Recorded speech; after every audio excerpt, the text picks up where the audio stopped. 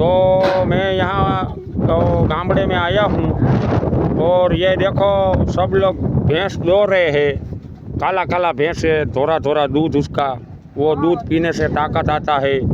ये सब लोग हमारे मित्र है। देखो ये भैया वो भैंस को खान बोलते हैं ना गुजराती में, वो खिला रहे हैं। और ये देखो सब भैंसे गाय सब बढ़िया है। और अभी बारिश हुआ तो वो लीला लीला खड़ भी हो गया है, तो भैंस को है ना अभी और गाय को दिक्कत नहीं होगा। और ये हमारे मामा है और ये हमारा दोस्तार है और ये छोटा भाई, ये मामा और ये हमारे सारण बोलते गुजराती में, हाँ गढ़वी, वो है हमारे दाना भाई।